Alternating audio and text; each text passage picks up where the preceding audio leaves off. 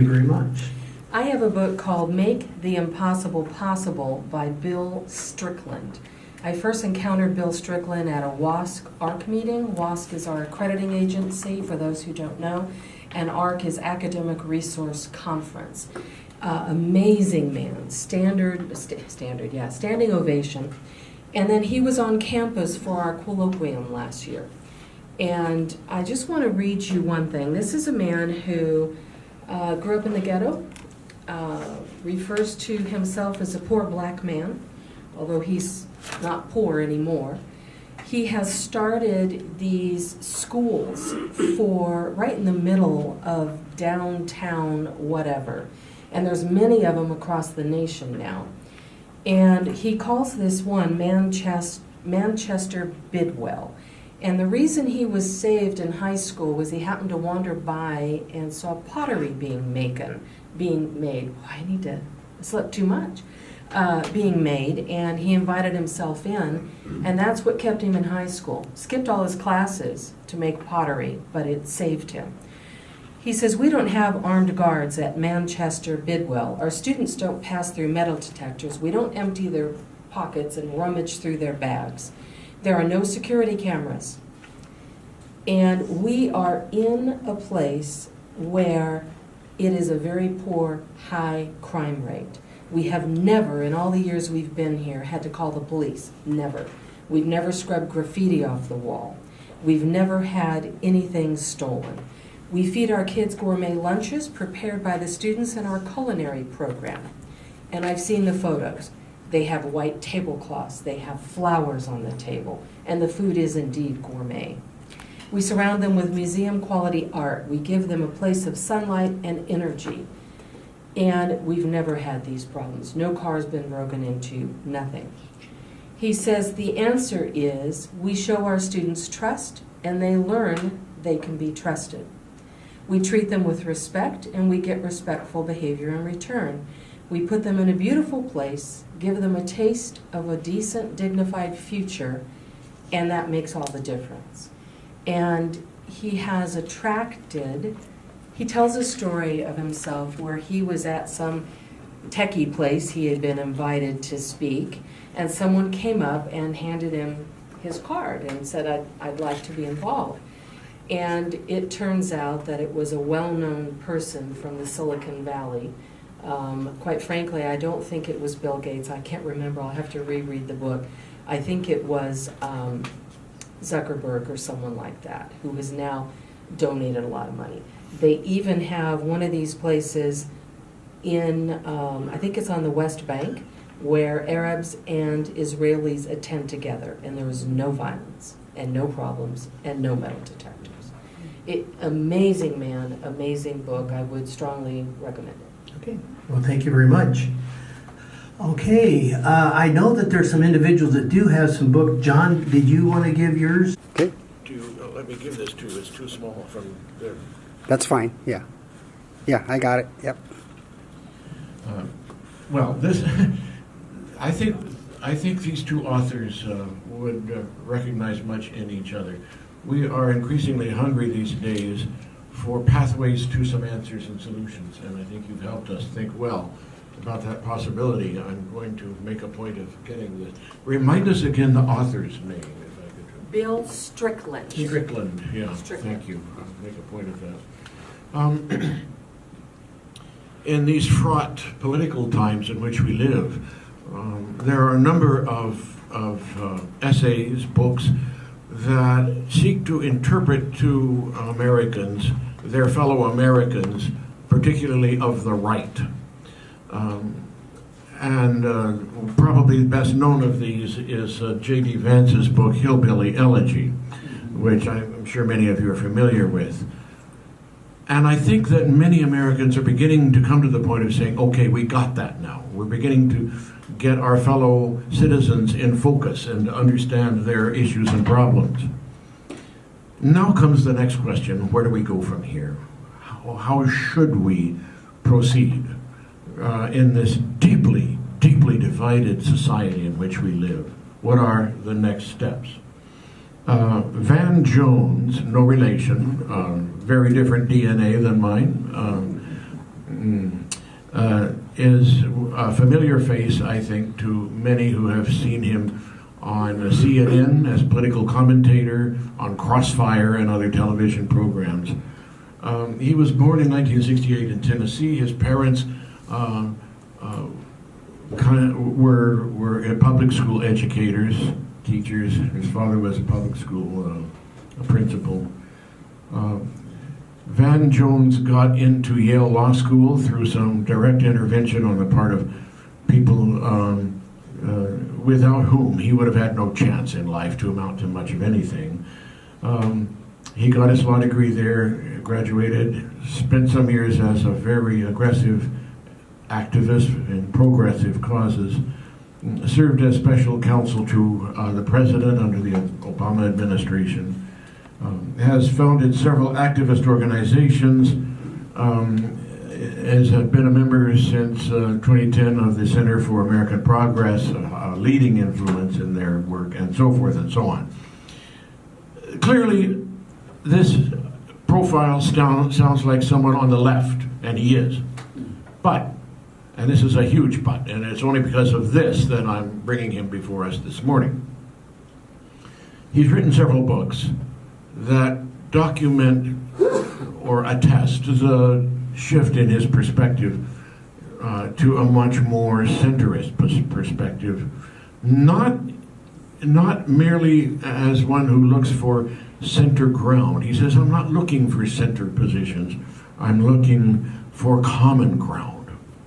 And there's a big difference in his mind in that. He has the unique ability, partly because of his background and partly because of his education and status, to bridge and to interpret Americans to Americans, each side to the other. He does a brilliant job of that, particularly in his latest book, Beyond the Messy Truth, How We Came Apart and How We Come Together Again.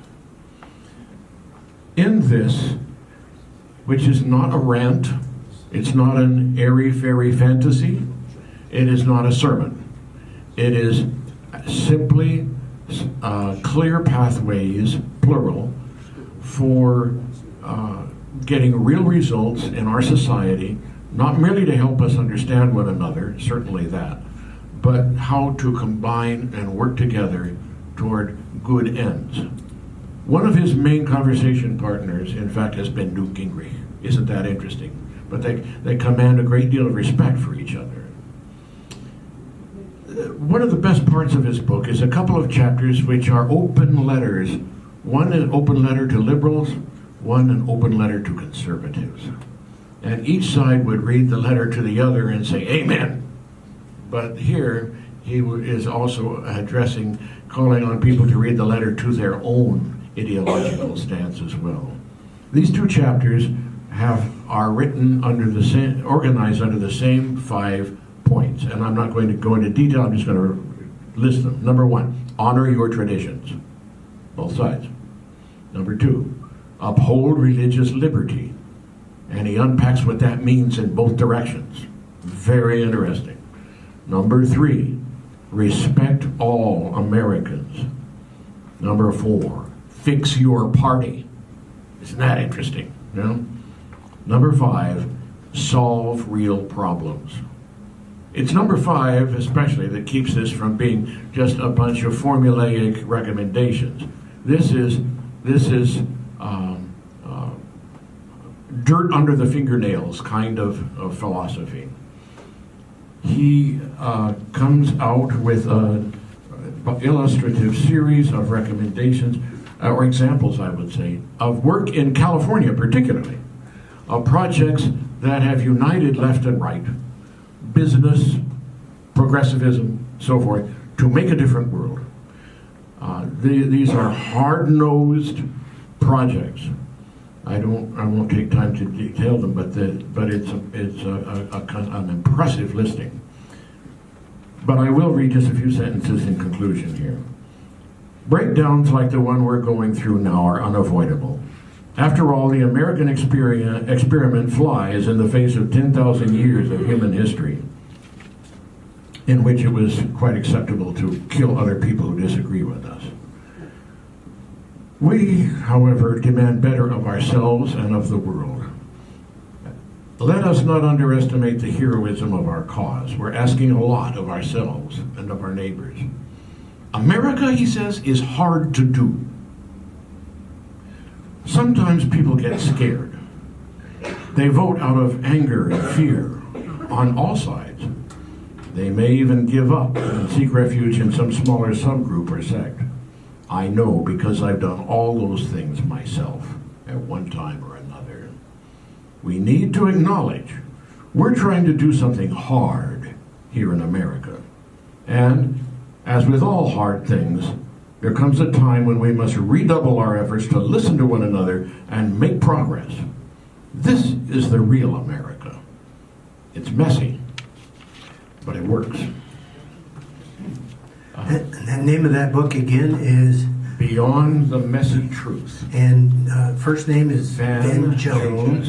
And it has a long, rich appendix of organizations and projects that are really proven, real hard evidence of the kinds of things we can be doing to make this a better world economically and educationally. Thank you very much, Dr. Jones. Okay. Every now and then I like to read a book that I know won't be that comfortable. So, I don't always go looking for books that I think I'll agree with, and so I look at those. Before I give you the name of the book, because it's sort of startling in a way, I'm an immigrant to this fair country. I don't know whether I'm from one of those countries, but I am an immigrant. And ever since I've been here, I've always been fascinated with the closeness and yet the differences of our cultures and so on. That's one thing. The other thing I've been interested in is because I have lived in America so long now, I've always been intrigued with the role of religion and the interface in the culture and the dynamic here. And being a religion person plus a psychologist and so on, I mean, I just get wrapped up in sort of trying to understand a little bit of that. I read quite large bits of, now I may be saying it wrong, but the Crown Prince of all of this de Tocqueville, about the early days of America and how he perceived the American culture.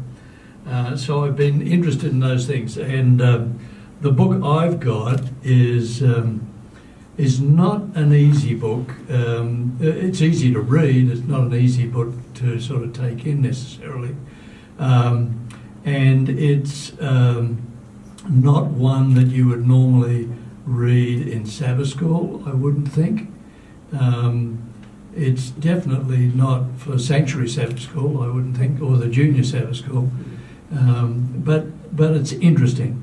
Kurt Anderson is the author, and he is a journalist.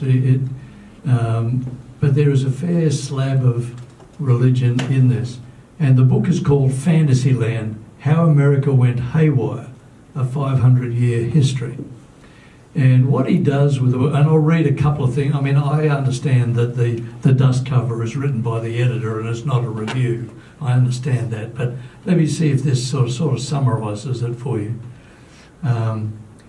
In this eloquent, see, you can always tell when the editor does it, in this sweeping, elegant, you know that they're selling books here, history of America, one of our sharpest observers, Kurt Anderson, demonstrates that what's happening in our country today, this strange post-truth fake news moment we're all living through, is not something entirely new, but rather the ultimate expression of our natural character and path.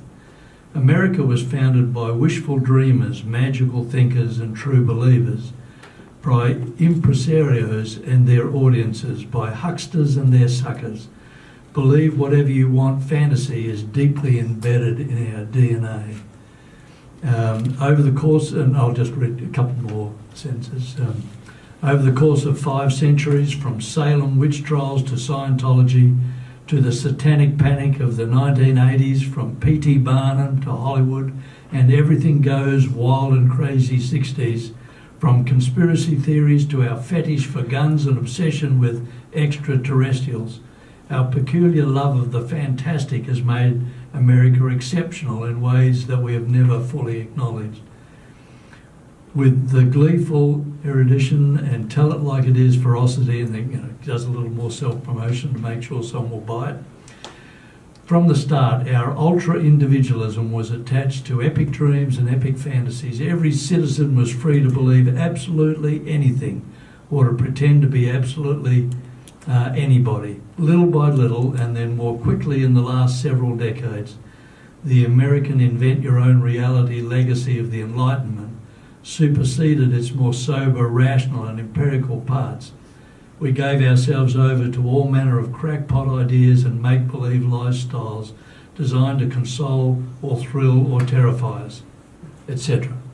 And so what Anderson does with this, and he's a journalist, but it's not a trash. Sometimes there's more hype than, but it's quite thoughtful.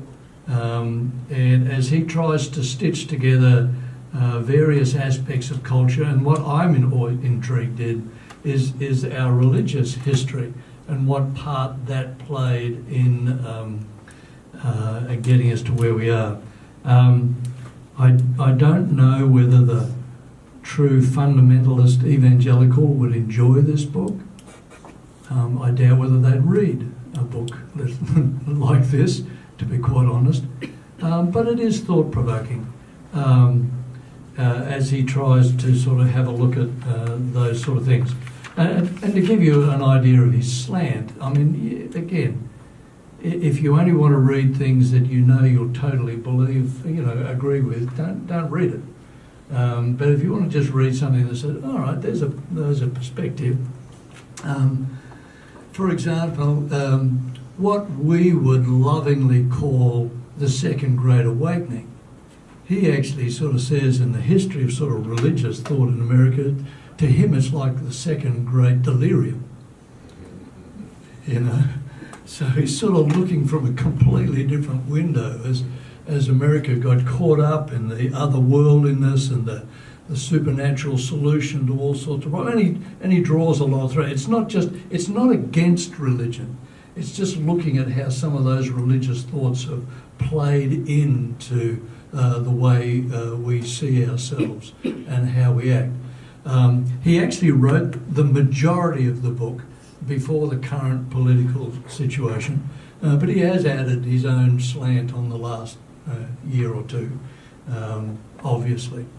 I found it intriguing. I have a bit of cynic in my DNA, so I like to read these things just to see how others would see it. I'd recommend it. I think for all of us who take faith and religion seriously, it's a little bit of a pause for us to think how religion, I think, has been shanghaied in America, and how 80-90% of one sort of side of our religious expression in this country can align itself with some things that I find abhorrent. So I'm intrigued by that. Interesting book, not for the faint-hearted. And that's called Fantasyland by Kurt Anderson. With an E. Kurt Anderson. Okay, all right. Well, thank you. Why don't you pass it to your right there, I think. And then For the we quarter. were going to go up here, I think, and then we'll come No, back. no, All right, you can do it. I'll go with him while he's here. Okay. Okay. My book is The Gifts of the Jews. Has anybody read this book? You heard of this book? Gifts of the Read Jew. it? It's called The Gifts of the Jews, How a Tribe of Desert Nomads Changed the Way Everybody Thinks and Feels. And the author is? And the author is Thomas Cale. And the book can be bought on Amazon for under $10. It's an easy read. I got through this in 3 or 4 sittings.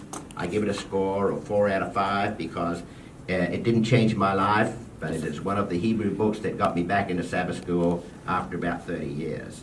And so in the last couple of years, I've been on this forensic endeavor to try and find the finger of God in very real events. And there's no way that as Adventists or Christians that we can step aside and step around or marginalize in any way the gifts that we got from the Jews. In short, it reviews the Western sensibilities that we have, the concepts that we use in religion, in civil laws, and many, many different ways. We owe to these people the language that we use, the thoughts, the way we articulate and express ourselves came through the Jews via the Western Semites, and before that the Akkadian mother tongue of the Semites. So just a quick refresh here, just to remind us of some of the concepts here. It introduced a creator God, a God who cares for his creations, a God of love, a God of compassion, yet a God of justice, a God that lives in heaven but can also live in our hearts. The core to our justice system, our Western justice system, came from the Jews. The concept of a still small voice, a conscience, an evolving conscience, the concept of a savior, the end of days event, all came to us from the Jews. Importantly, the very concept of linear time, when all the other nations around them were working in circular time, they introduced us to linear time. Now man had a future. We could make progress. We could have hope. When other nations did not have these words, they didn't even have these concepts. Even democracy, a modern teacher would tell you that the Greeks gave us democracy. But if you remember what the children of Israel did when they entered the promised land, they went to God and said, we need to have a king. We want to be like the other nations. And God said to them, I don't think it's a very good idea. Don't call my name when it goes wrong because I won't hear you. You know what that's called? Democracy. The Sabbath, recreation, a Jerusalem, a new Jerusalem. All this come from the Jews. I won't go on. Civil contracts, the idea of marriage contracts, law contracts, two-sided contracts, all came from the Jews. Some of the words that we use that we would not probably have if we didn't borrow these from the Jews would be love, faith, hope, justice, cherish, forgiveness, repentance, salvation, compassion. We wouldn't have these words if it wasn't for the Jews presenting us with these words and these concepts that go around them. These are great gifts indeed. And for any, as I do have several friends that want to marginalize the contribution of Judaic history and say it's all about Jesus, I understand what they're saying, but you cannot uncouple Adventist theology, Christian theology from the gifts of the Jews. I don't believe it can be done. I don't believe that it can stand alone. And certainly if you're like me, wanting to see in the most tangible ways where the finger of God might exist, is you cannot step around this history. And that book again is the gifts, plural, The gifts of the Jews. of the By, Jews. by Thomas Cale. Is that, spell that? Cale, C-A-H-I-L-L. Okay. Cale. Okay, fine. All right, and I'm going to move right along here, but before you do that, David wanted me to give one book. It's called Still a Christian, Following Jesus Out of American Evangelicalism by David Gushee. So that's one of David's books. Okay, Ron. My book is, believe it or not, Steps to Christ by Ellen G. White, but not the edition that you've probably seen. This is an edition published by Andrews University Press, and they have this series called Inspirational Classics. And they published with gilt-edged pages, not to suggest that this is equal to the Bible, but you know.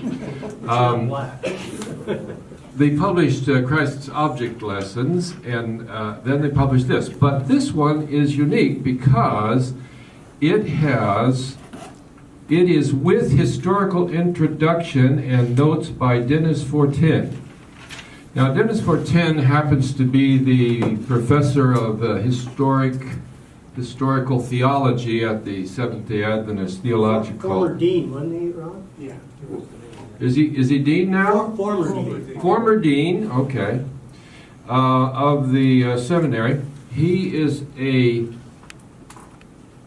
French-Canadian teenage convert to Seventh-day Adventism, in whose conversion story this book played a role. He was also one of the two editors, along with Jerry Moon, of the Ellen G. White Encyclopedia. And I haven't really explored his writings as much as I am going to now, but my initial impression is that Fortin he's an apologist for Ellen White, and he writes apologetic history, but by no means a hagiographer. So among those who are writing apologetic history, he's very candid.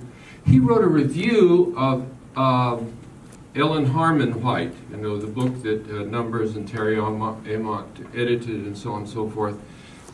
And this was a very fair review, and actually a very positive review in Spectrum, written by Dennis Fortin.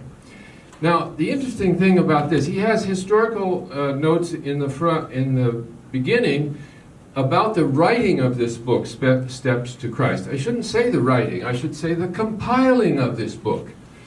We have often thought that the Ellen White compilations began in the 1940s.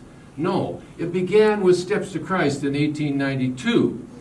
Ellen White, and we know Ellen White said, "Marion is my bookmaker," but Dennis documents that in great detail, and he even says, "Thus it is still fair to say that the work is a creation drawn from Ellen White's writings."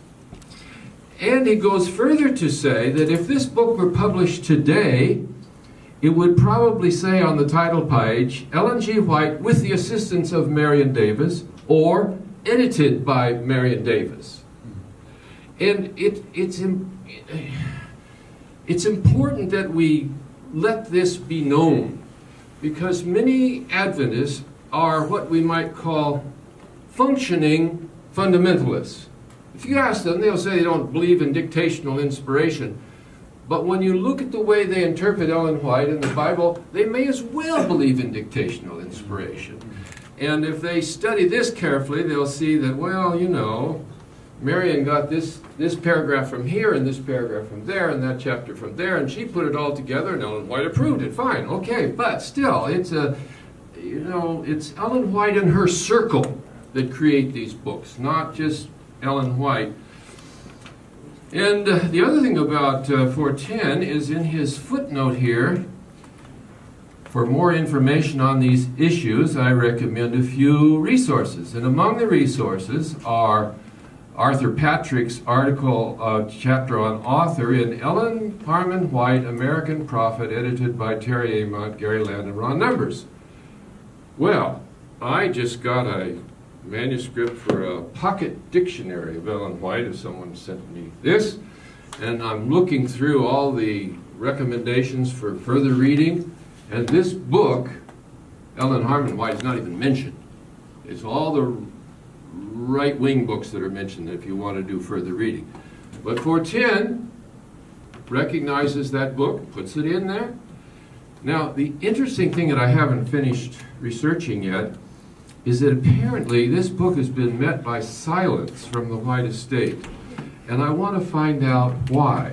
Now, it's possible that they don't like the idea that all these different publishers are taking up these out-of-copyright books and printing them, you know. Could be that. I don't know. Maybe they're uncomfortable with his things were put together.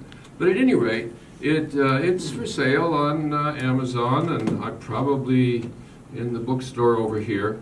So I would recommend that you get that and read it, or check it out of the library, and at least read his historical introduction. Now, it also has theological notes and on each chapter about, you know, salvation and perfection and sanctification, and he traces them back to Wesley and other things. he does have a sections on each chapter about antecedents, but what he means by antecedents are the earlier Ellen White writings that were drawn on for that particular chapter. I don't see him mentioning any non-Adventist writers that she might have drawn on. However, on page 245, of interest on pages 86 and 87 in Ellen White's description of the New Earth, and apparent antecedents of that description in other publications. This poetic picture of the New Earth here is similar to her description of the beautiful home and grounds of a church member, Brother Dornan, that she visited in Prussia in 1887. So that's a kind of antecedent. Anyway, Steps to Christ by Ellen G. White and Marion Davis. Well, thank you very much. That's the first time I knew that Steps to Christ was a compilation.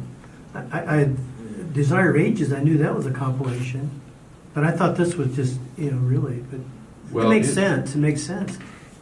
It's not it's not one of the compilations like the 1940s. But, No. But in the sense that it is bringing together things that were previously written. And by the way, the book that's not mentioned by the White Estate, Ellen Harmon White, Yeah. I think there's one of the chapters that discusses Marian Anderson. Marion Davis. I'm sorry, Marion Davis going to her notebooks or Yeah, scrapbooks yeah. and pulling things out. So, anyway. In fact, there's a story about H. Camden Lacey coming into Marion Davis's workroom. I think she was working on Desire of Ages. And he saw all these little pieces of paper with things typed out on just laying around on the table. And he was a little bit Surprise. shocked. Okay, here you go. Okay, now here's a book right here. Down. Thank you very much, Ron. We're going to have Ron speak to us sometime in the near future. You and Gil just came back from the General Conference, anyway, so we're looking forward to that. But thank you very much for that. Okay, please. Many years ago, I was studying the library and in great need of a break, so I wandered through the carols filled with books. Came across the most interesting, to put it mildly, book called Through Gates of Splendor by Elizabeth Elliot. She tells the story of her husband with his 4 companions who went to Wheaton College and were fully dedicated to share the gospel. And they chose at their mission field someplace in the natives of Ecuador. Well, they made contact with some of those very primitive and savage natives and were summarily killed, all 5 of them. And I'll come back to that moment later. That was published in 1956. In 1958, Elizabeth Elliot came up with a companion book, which in time was a sequel, but actually may be called a prequel because it described the life of her husband, Jim Elliot, and it's chronicled in this book called Shadow of the Almighty, which made a great impression on me. The uniqueness of this book is that she composed this book, but it was just loaded with entries from his journal and his letters and his diaries. And many such books, I believe, have more authenticity because they're not written for public perusal per se. And they are more inclined towards intellectual honesty. And that sort of revealed the innermost thoughts of his life. One of the most famous quotations that he entered in his journal was this, and you probably heard it quoted in sermons in the past. He is no fool who gives what he cannot keep to gain what he cannot lose. And that has been publicized all over.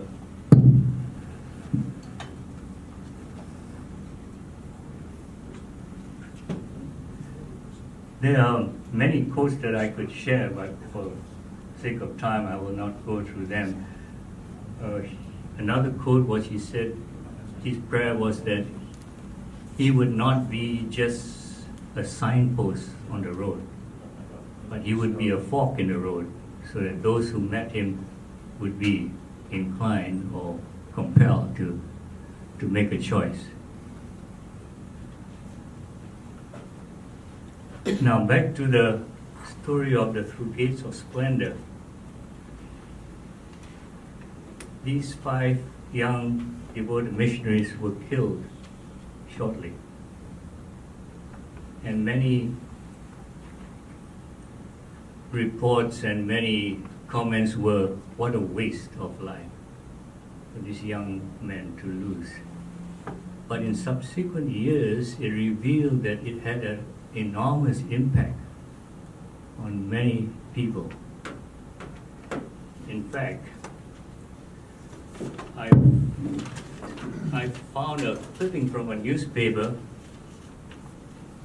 about 10 years later, and what was remarkable was the widows of these 5 men. Not all of them, but some of them went back to these natives that had killed their husbands and worked as missionaries there, brought up the kids right in the midst of them. That is the most remarkable thing that can happen. In fact, and converted quite a number of them to Christianity. And I had to look and read this many times to believe what, but this is from a newspaper clipping. About 10 years later, it shows a photograph of 2 teenage children. One of the fathers who was killed, with their mother ministering to these natives. But the uniqueness was that these children were being baptized by 2 of the men who killed their father. Can you imagine that? They had been converted and became pastors, and they baptized the children that they had killed the father. So it's a most remarkable story. And has Tell me the name of the books again are? The first one is Through Gates of Splendor. Through Gates of Splendor. And the second one is Shadow of the Almighty. Shadow of the Almighty, by the same author. Yes, Elizabeth Elliot. Elliot, Then okay. she has compiled a larger book called The Journals of Jim Elliot. Okay. They are also remarkable. Thank you. Did you have a book? No? Okay, Jan, coming to you. Okay, well, I've mentioned to this class before the book on Martin Luther by Eric Metaxas. Wonderful book. I'm not going to spend much time on it because I have more than one book to recommend here. There's also a wonderful book on John Newton that came out, I believe, this year. Awesome, awesome. I also keep coming back to a book called Finding Our Way Again by Brian McLaren, who was known for a movement that kind of led young people out of the church, but now he's talking about finding our way again, and it's really kind of an attempt to bring them back, I think, and it's just been a real blessing. I keep listening to it over and over in response to your comment about the Jews. This brings the beautiful things about Judaism and the Muslims and the Christians all together. It's excellent. Spiritual disciplines. I also want to close with a book that I'm reading now. It's called The Abundant Life Bible Amplifier, A Practical Guide to Abundant Christian Living in the Book of Hebrews. And it's written by... That's a long title. Yes, but it's written by Dr. William G. Johnson. So when I finished his other book about Adventism, I was hungry for more things that he had written, and I found this. And I've just spent the last week on just Hebrews 1:1-4. Just incredible depth and beauty that he brings out that I had never noticed before. This is part of your dissertation, is it? This book is... Not really. No, really? Okay. But that's what you did your dissertation on, was Hebrew. On Hebrew. Yeah. Very, very rich book. I highly recommend it for morning worship. Okay, all right. I guess we're coming down here. We're gonna let you go next. You have one, don't you? Oh, yeah, he has Yes. one. But, Well, no, You hear before. I defer to my colleague here. Okay. Nolan and I are just back from Australia, just 1 week. While there, I read 2 interesting books. I brought one of them with me. The first one, I think, is a particular value for Seventh-day Adventists. I don't know if it's available here. It's a British publication. The authors are Andrew Brown, who's a church journalist, Church of England, and Linda Woodhead. And she taught clergy for the Church of England. The title of the book, That Was the Church That Was, and then how the Church of England lost the English people. It's a very disturbing book because of the parallels with the Adventist Church. It is written with brutal honesty and with a lot of pain because it is a story from inside the Church of England. Also with humor. I think of one incident where they describe a dinner given by a great churchman coming to retirement. He invites 7 of his buddies to this 7-course dinner. In the midst of the dinner, he has a heart attack and dies. So what do? They wheel him out and go on with the dinner. So the number of interesting anecdotes like that. But the book describes the way in which, that's the one, yes. you can get it through Amazon. It is available. Yeah, they come across the ocean. We Okay. have technology now. Good, thank you. I'll get one copy. In the space of about 20 years, the Church of England lost more than half its members. Today, it is struggling to survive.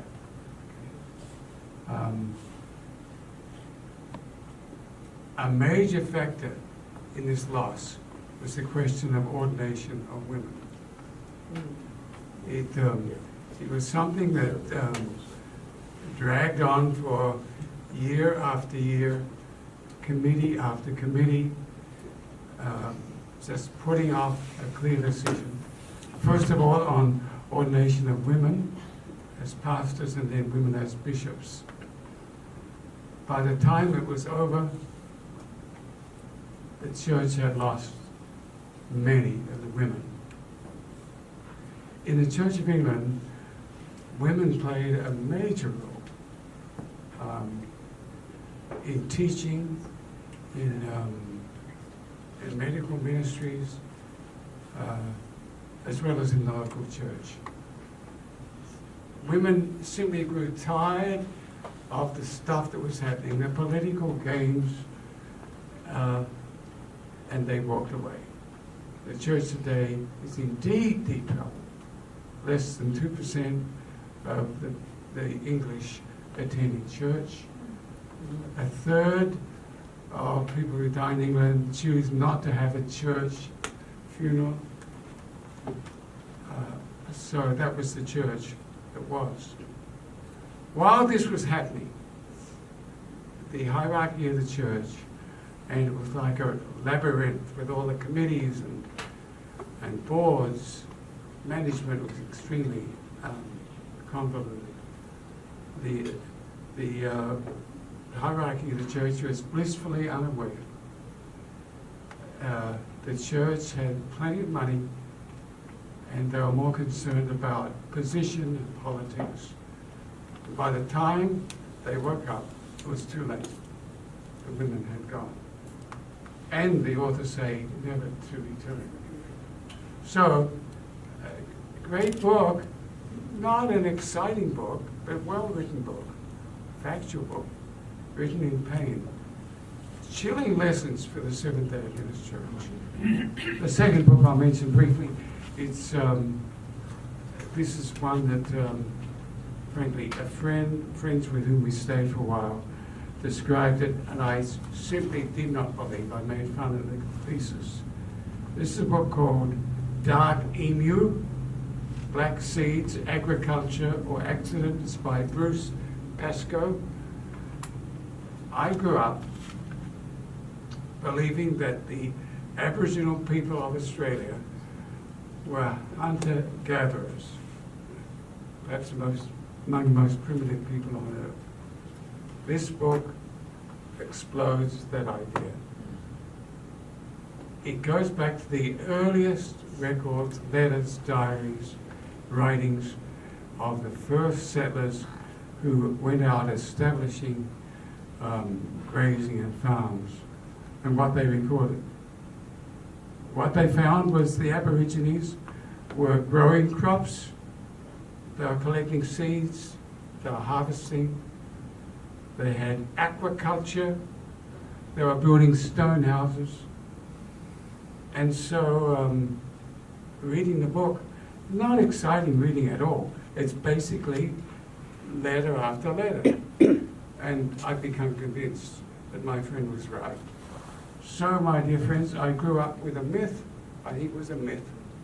The myth of the primitive Aborigines.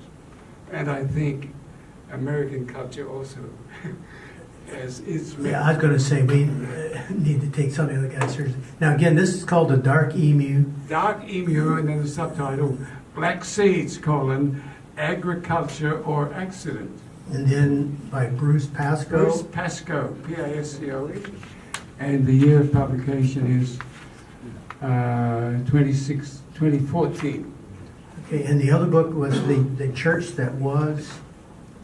Yeah, that was the church that was.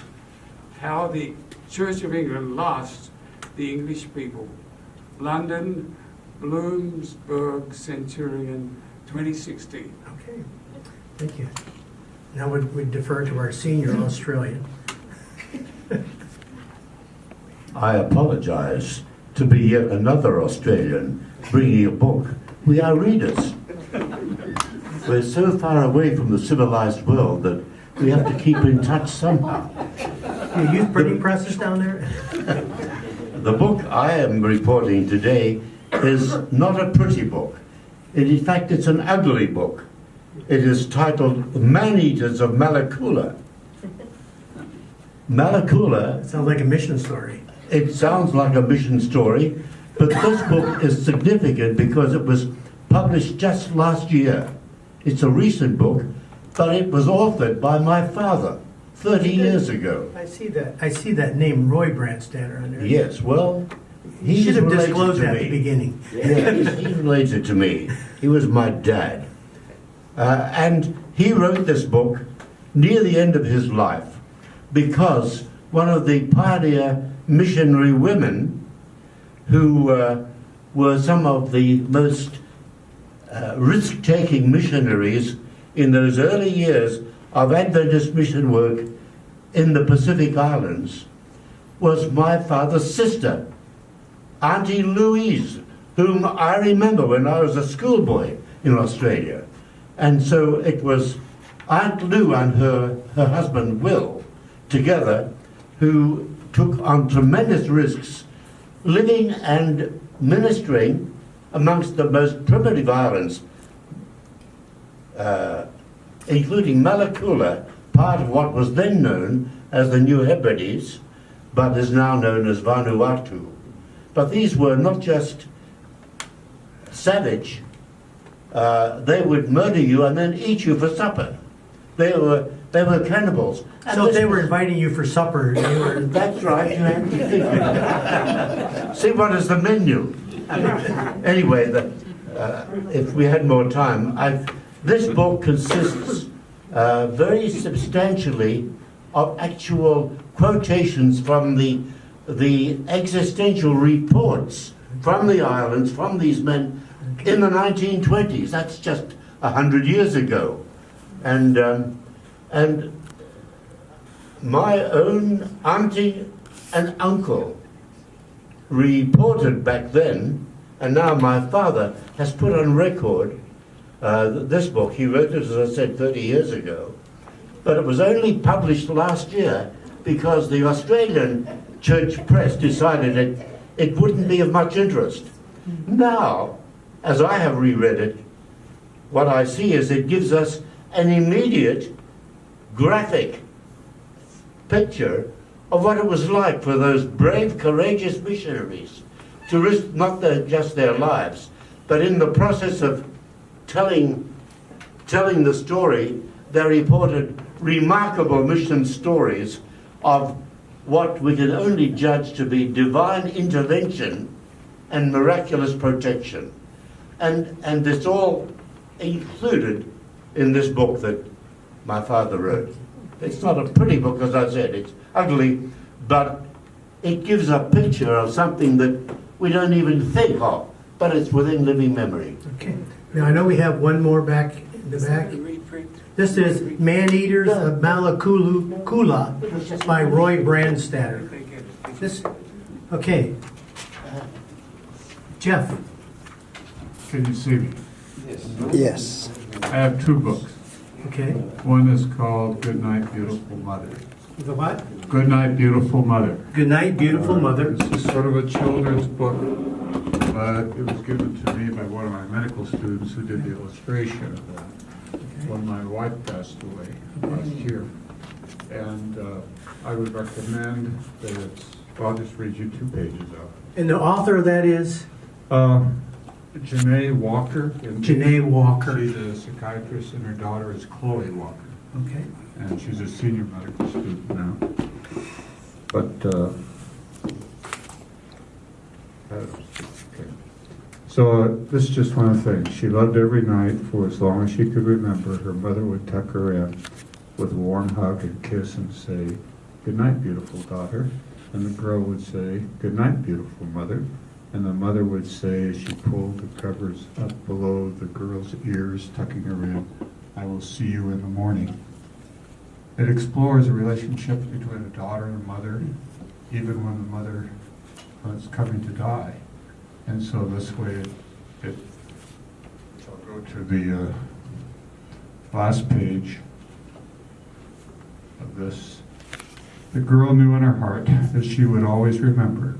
The girl at that moment vowed and determined that as long as she had breath, that kindness, that joy, and unselfish love that defined her mother would live on forever in her heart. With a newfound sense of peace, confidence, and hope, in the stillness and darkness, the girl whispered, "Good night, beautiful mother." And in the stillness and the quietness, the girl imagined her mother's voice saying, ever so sweetly, "Good night, beautiful daughter. I will see you in the morning." Now, is this where they change roles? Uh, The book where she puts her mother to sleep at night, or? No, I'm thinking her of another mother book. dies. Yeah. But Okay. I really liked it. I mean, aside from the fact it was from one of my medical students, but it sort of introduces death concept and maybe how to deal with it. And then the second book is? Okay, I'll Yeah. pass it up to him. So. Yeah. Let Ron. It's available on Amazon. Okay. I've got it off of Amazon already. Oh. Okay, and the other one, which we don't have time to get into, but is Why Faith Matters. Why Faith Matters. By David Wolpe. Probably most of the ministers in here have already read that. He's a Jewish rabbi. And I just have a couple comments. Number one, there are very few authors that I get the same feeling of wonder when I start to read that I got with C.S. Lewis. Another one was Philip Yancey, but David Wolpe managed to do the same thing to me. You feel like you're stepping into something authentic and looking. And without reading, one of, I think, the most important things he says is that a fragile faith avoids questions, whereas a robust one welcomes it. And he has a lot of good stuff in there. So if you have not read Why Faith Matters by David Wolpe. By David Wolfe, okay. David Wolpe, that's right. Well, thank you for sharing those. Okay. I just quickly, David has got a couple other books. One is Catherine von Bora, and that's The Morning Star of Wittenberg by Jenna Stratbein. That's Luther's wife, isn't it? Yes. Yeah, okay. And then The Dynamics of Faith by Paul Tiller. Well, Laura, 2 weeks now. I'm excited about the books that were here, and again, I want to thank Ron Graybill for doing so much, and then Alan, of course, for his videoing. And we are out of time, so Cora and I will duet you. All right, the Lord bless you and keep you. The Lord make his face to shine upon you and be gracious to you. The Lord lift up his countenance upon you and give you peace. Amen. Okay, next week we're going to be talking about ethics.